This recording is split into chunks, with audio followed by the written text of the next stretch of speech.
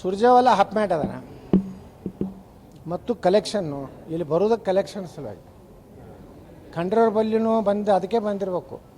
ನಿಮ್ಮ ಮಗ ಟಿಕೆಟ್ ಕೊಡ್ಲಾಕ 8 ಕೋಟಿ ರೂಪಾಯಿ ಹೇಳಿದ್ದೀವಿ, ಅಭಿ ತಕ್ ನೈ ಇದೆಯಾ ಐಸ ಹೋಯ್ತು ಕೈಸಾ ಖಂಡೇಶ್ವರ್ ಜಿ ಅಂತ ಬಂದಾರ ಅವ್ರ ಅಟ್ಟೆ.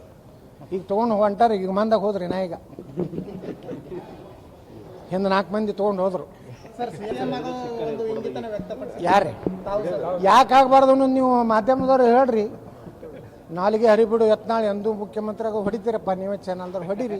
ನಾ ಮುಖ್ಯಮಂತ್ರಿ ಆಗೋದು ಗ್ಯಾರಂಟಿ, ಕರ್ನಾಟಕ ಉದ್ಧಾರ ಮಾಡೋದು ಗ್ಯಾರಂಟಿ. ಬುಲ್ಡೇಜರ್ ಸದ್ದು ಮಾಡ್ತಾವು.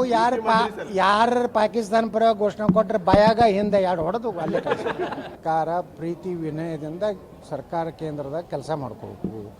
ಆ ಒಂದು ಪ್ರವೃತ್ತಿ ಸಿದ್ದರಾಮಯ್ಯನವ್ರಿಗೆ ಇಲ್ಲ. ಹೀಗಾಗಿ ಇವ್ರು ಸುಮ್ಮನೆ ಮೋದಿಯವ್ರ ಬಗ್ಗೆ ಹಗುರವಾಗಿ ಮಾತಾಡೋದು.